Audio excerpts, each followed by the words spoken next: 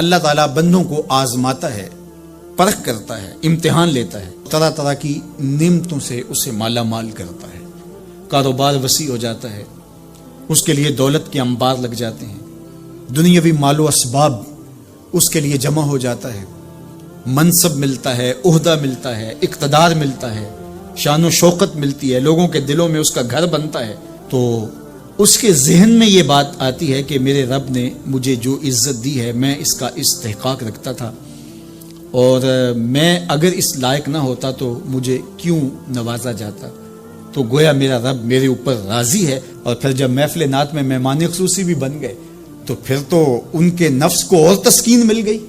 جب پیر صاحب نے بھی ان کو ہی اہمیت دی تو پھر انہیں لگا کہ واقعہ ہی ہمارا رب ہم پہ راضی ہی ہے، تبھی تو ہمیں مذہبی طبقوں کے اندر بھی اہمیت مل رہی ہے، حالانکہ وہ جانتے ہیں کہ ہم نے یہ دولت کیسے حاصل کی ہے، وہ جانتے ہیں کہ ہمیں سجدے کی توفیق نصیب نہیں ہے، وہ جانتے ہیں کہ آج اس محفل میں مہمان خصوصی سے تو کل ہم شراب خانے میں تھے، انہیں پتہ ہے، لیکن اس کی طرف توجہ نہیں جاتی، سوچتے نہیں ہیں، بلکہ وہ یہ سمجھتے ہیں کہ ہمیں یہ جو عزت مل رہی ہے یہ اللہ تعالیٰ کی طرف سے ہماری کسی قبولیت کی وجہ سے یہ عزت ہے، حالانکہ یہ ان کی آزمائش تھی، ان کا امتحان تھا۔ دوسری بات، وَأَمَّا إِذَا مَبْتَلَاهُ، اور جب اللہ اس کو آزماتا ہے، فَقَدَرَ عَلَيْهِ رِزْقَهُ، اور اس کے رزق کو تنگ کرتا ہے، اس کو آزمائش کی بھٹی میں ڈالتا ہے، فَيَقُولُ رَبِّي أَهَانَنِ، تو پھر وہ چیخ اٹھتا ہے، میرے رب نے تو مجھے ذلیل کر کے رکھ دیا۔ بیماری آ جائے، ابتلا میں مبتلا ہو تو وہ کہتا ہے کہ میرا رب مجھ سے ناراض ہو گیا، تو یہ انسان کی کج فکری، ایسا نہیں ہے۔ کسی شخص کو دولت کا دیا جانا یہ اللہ کی رضا کی دلیل نہیں ہے، اور کسی شخص کو غربت کے امتحان میں ڈالا جانا یہ اللہ کی ناراضگی کی دلیل نہیں ہے۔ حضرت امام رازی نے لکھا ہے کہ مکے سے لے کر طائف تک 70 ایسے نبیوں کی قبریں ہیں جن کی وفات صرف بھوک کی وجہ سے ہوئی، تکلیفوں میں، آزمائشوں میں، امتحانوں میں، ابتلاؤں میں اس کے بندے رہے ہیں۔ میرے اور آپ کے آقا و مولا حضور ختمی المرتبت کے گھر میں کبھی برابر چولہا نہیں جلتا تھا، کبھی کھانے کے لیے کچھ میسر نہیں ہوتا تھا، پانی پی کے اور کھجور کھا کے گزارا ہوتا تھا، تو یہ تو کوئی دلیل نہیں ہے۔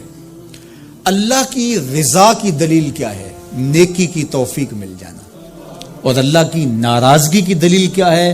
کسی شخص کا گناہ پہ دلیر ہو جانا۔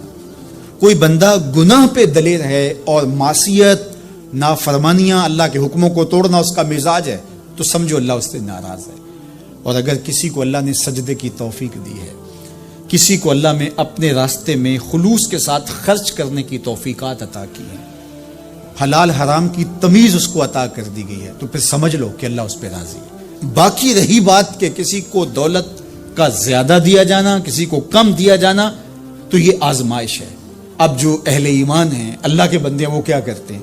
جب دولت زیادہ ملتی ہے، اقتدار ملتا ہے، منصب ملتا ہے، تو صرف اللہ کے شکر کے دائرے میں آ جاتے ہیں، اور جب مصیبت آتی ہے، تکلیف آتی ہے، اذیتوں میں مبتلا ہوتے ہیں، تو پھر وہ یہ نہیں کہتے کہ ہمارے رب نے ہمیں ذلیل کر دیا، بلکہ وہ اس پہ صبر کرتے ہیں اور اللہ کے حضور دعائیں کرتے ہیں، التجائیں کرتے ہیں کہ مالک تو نے جو جس آزمائش میں ڈالا ہمیں پورا اترنے کی توفیق نصیب فرما، ہماری سفید پوشی کا بھرم نہ ٹوٹے، اور ہمیں اس مشکل وقت سے بچانا کہ جب ہماری یہ غربت ہمیں کفر تک لے جائے۔ اور جب ان کو دولت مندی دی جاتی ہے تو وہ ڈرتے ہیں کہ اللہ ایسا نہ ہو کہ یہ دولت ہمیں فرعون بنا دے، یہ دولت ہمیں نمرود بنا دے، ہمارے اندر بخل پیدا ہو، تکبر پیدا ہو، ہمارے اندر غرور پیدا ہو، تو وہ اس حالت کے اندر اللہ تعالیٰ کا شکر یا دوسری حالت میں اللہ کے حضور صبر کی توفیق مانگتے ہیں اور صبر کے ساتھ اپنی زندگی گزارتے ہیں۔ آقا کریم علیہ السلام نے ارشاد فرمایا کہ کون ہے جو مجھ سے یہ کلمات لے اور ان پر خود عمل کرے اور پھر آگے ان لوگوں تک پہنچائے جو ان چیزوں پر عمل کرے۔ تو بہت سارے لوگ جھولیاں پھیلا کے آگے بڑھ جاتے، لیکن علم کے لیے جو حرص حضرت ابو ہریرہ کے سینے میں تھی، اس وجہ سے انہوں نے پہل کی اور آگے بڑھ کے عرض کی حضور یہ خیرات میری جھولی میں ڈال دیجیے، میں خود بھی عمل کروں گا اور ایسے لوگوں تک پہنچاؤں گا بھی جو ان پر عمل پیرا ہوں۔ تو کہتے ہیں حضور نے میرا ہاتھ پکڑ لیا اور 5 چیزیں گنوائیں۔ پہلی بات میرے حضور نے ارشاد فرمائی، اتق المحارم تکن عابد الناس، اللہ کی حرام کردہ چیزوں سے بچ جاؤ تم لوگوں میں سب سے بڑے عبادت گزار بن جاؤ گے۔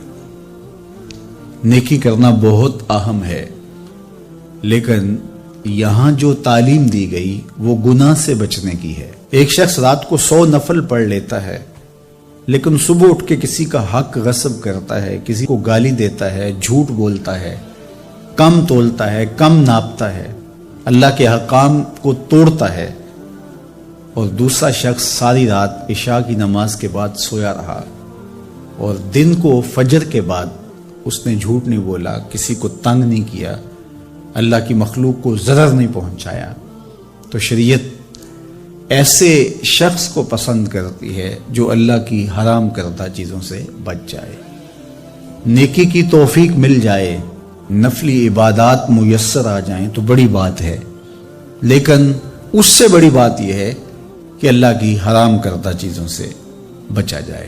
دوسری بات ارشاد کی، وَرْضَ بِمَا قَسَمَ اللَّهُ لَكَ تَكُنْ أَغْنَى النَّاسِ، اللہ کی تقسیم پہ راضی ہو جا، لوگوں میں سب سے بڑا غنی تو ہوگا۔ دولت کی کثرت سے بندہ غنی نہیں بنتا، کتنے دولت مند ہیں، نفس کی کمینگی ہی ختم نہیں ہوتی۔ تو غنی اس وقت بندہ بنے گا جب اللہ کی تقسیم پہ راضی ہو گیا، اللہ نے جس حالت پہ رکھا اس حالت پہ خوش ہے کہ میرے مالک نے مجھے جو دے دیا یہ میرے لیے اس نے مناسب جانا، تو بس میں اس پہ راضی ہوں، میں اس پہ خوش ہوں۔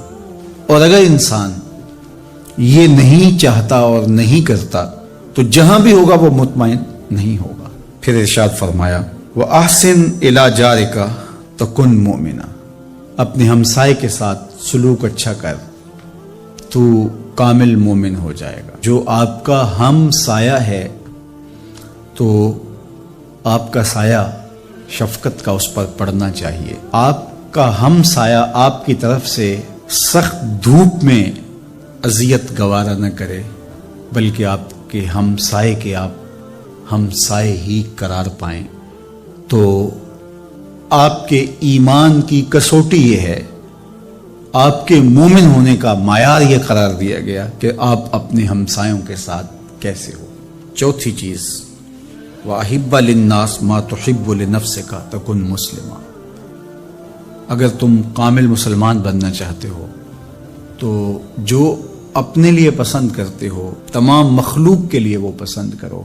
اب کوئی شخص یہ مزاج اپنی طبع میں راسخ کر لے تو معاشرے کے اندر شر، فساد، بدامنی، کسی کے حقوق کو غصب کرنا، کسی سے زیادتی کرنا، کسی کا برا چاہنا، سب کچھ ختم ہو جائے گا، اور یہ معاشرہ جنت نظیر بن جائے گا کہ جو ہم اپنے لیے پسند کرتے ہیں وہ ہم اپنے دوست کے لیے، بھائی کے لیے، ہمسائے کے لیے، عزیز کے لیے، رشتہ دار کے لیے پسند کریں۔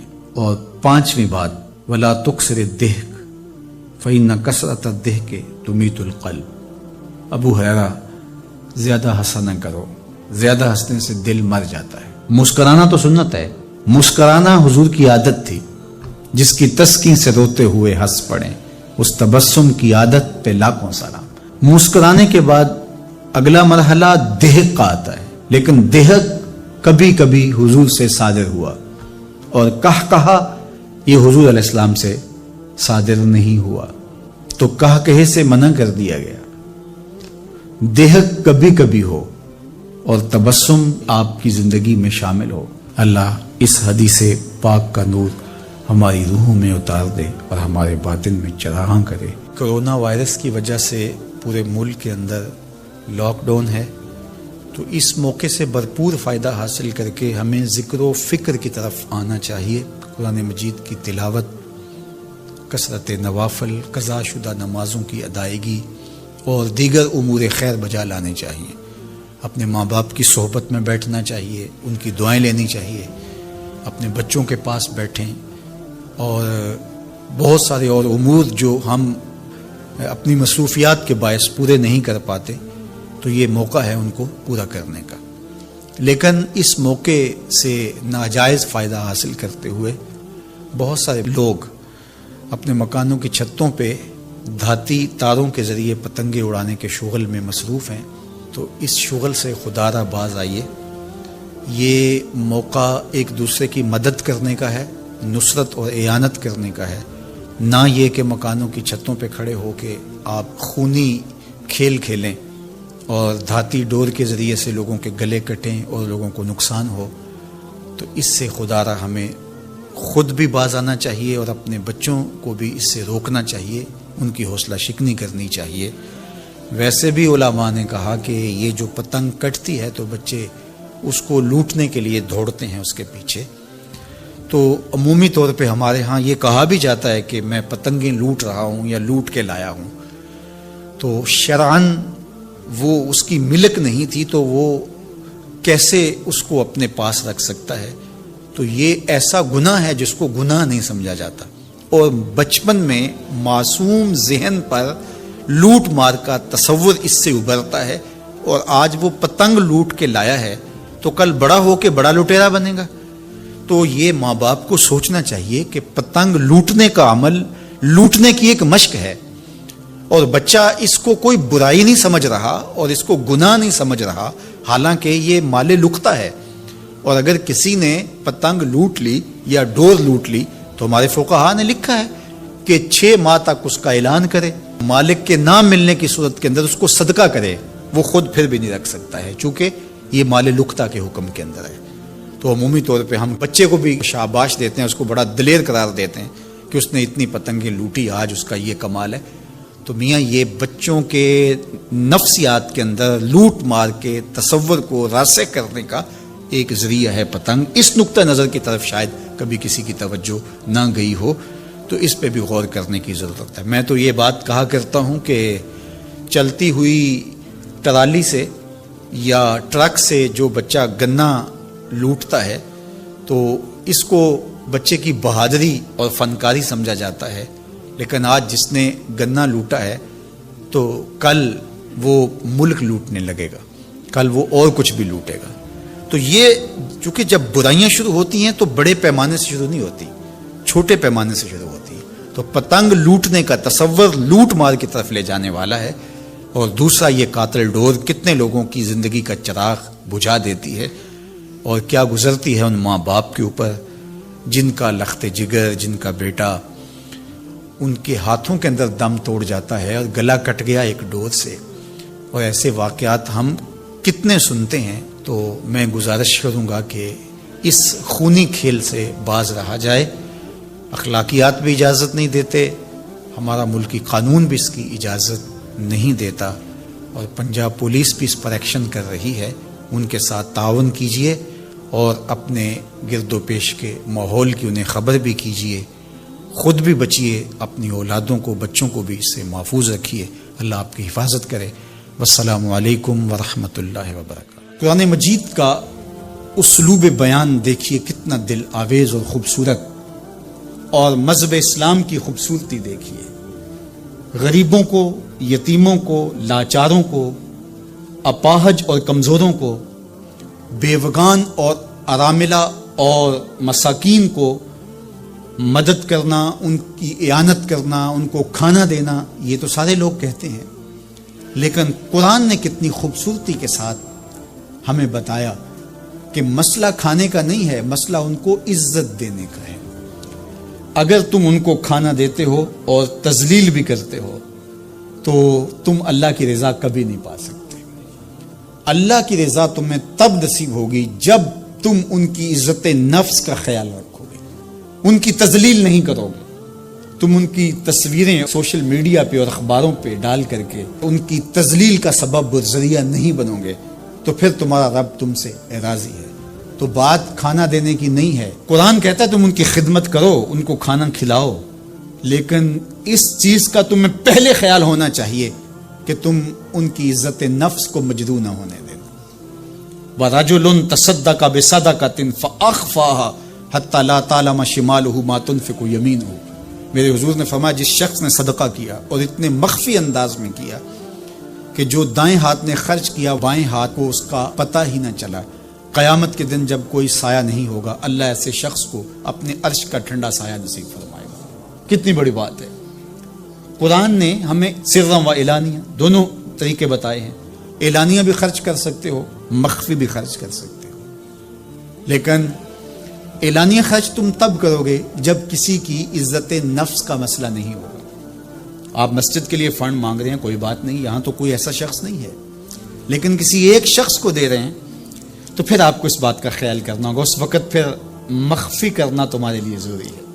اسی طرح اگر تم ترغیب کے لیے کر رہے ہو تو کوئی بات نہیں ہے، لیکن اس میں بھی تم یہ خیال رکھو کہ ترغیب میں بھی کسی کا دل نہ دکھنے پائے، کسی کی تصویر نہ آنے پائے. ترغیب دلانے کے بہت سارے طریقے ہیں، لیکن ترغیب دلانے سے قبل اپنے دل سے سوال کر لو ترغیب کے پیچھے چھپی ہوئی کہیں ریاکاری تو نہیں ہے.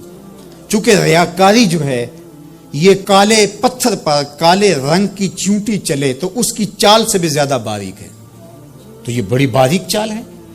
تو بعض کا بندہ کہتا ہے میں تو ترغیب کے لیے کر رہا ہوں، لیکن اس کے پیچھے اس کا نفس کھڑا ہوتا ہے اور اس کے نفس پہ یہ شاک ہوتا ہے کہ وہ بغیر تشہیر کے کرے، تو وہ ترغیب کا نام لے کے اپنی اس ریاکاری کے اوپر ترغیب کا پردہ ڈالنا چاہتا ہے، لیکن ہوتی ریاکاری ہی ہے.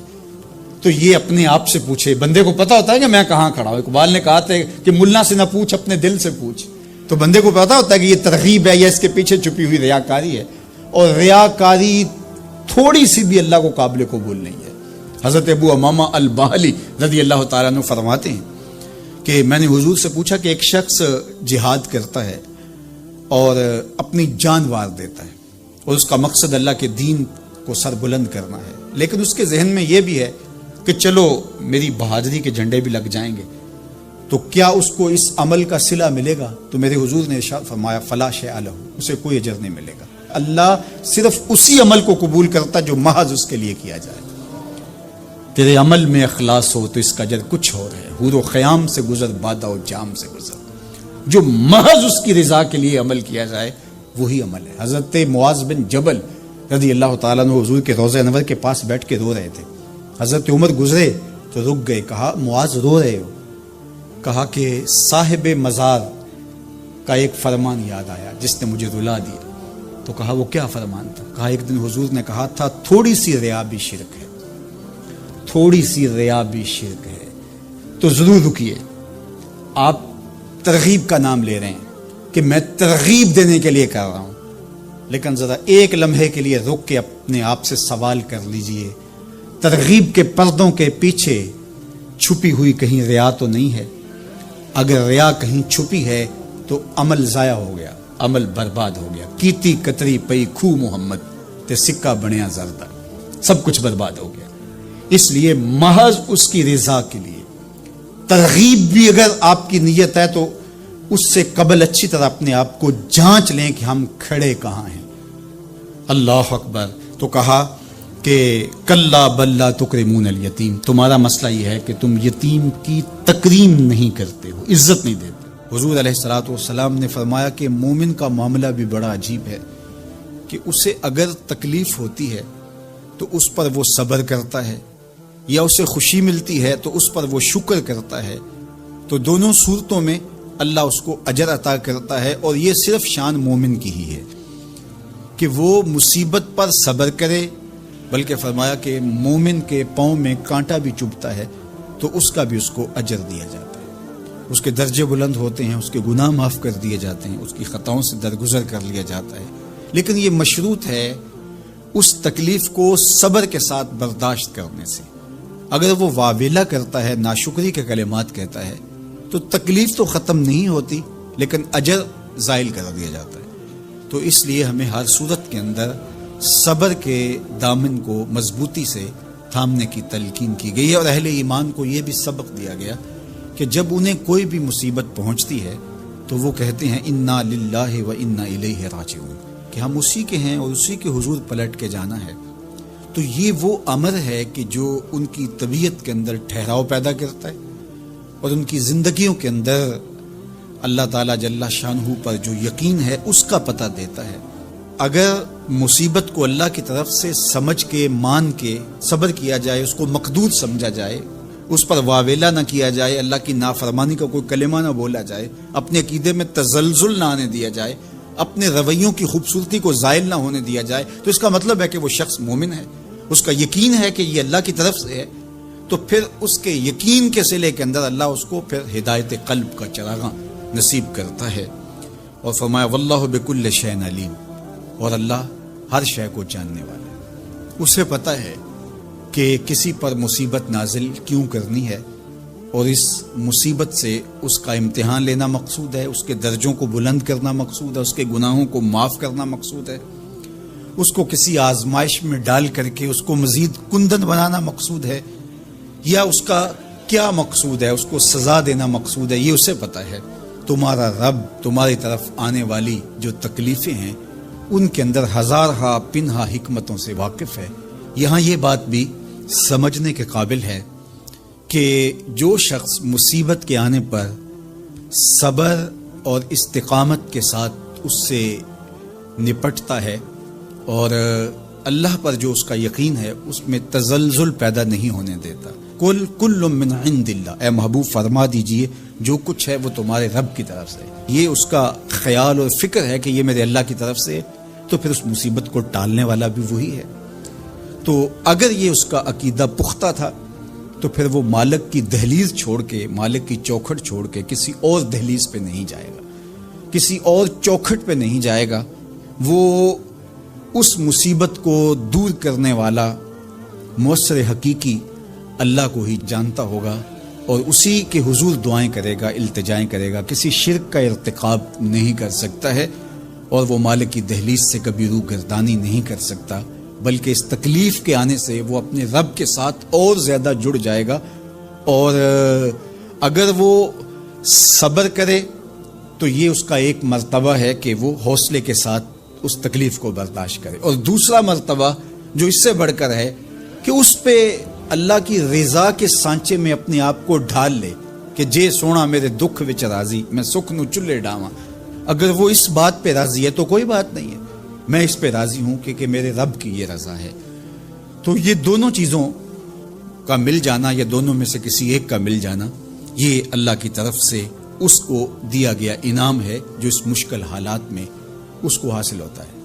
اب وہ کس کیفیت میں ہے اللہ تعالیٰ اس کو خوب جانتا ہے کہ وہ اس پہ صبر کر رہا ہے یا اس کا اندر ڈول رہا ہے، اس کا عقیدہ کمزور تھا اور وہ کمزوری کے باعث جو ہے وہ تزلزل کا، تذبذب کا شکار ہو گیا، تو یہ تمہارا رب خوب جانتا ہے۔ تو تمہارے سینے کے اندر چھپی ہوئی کیفیت تمہارے رب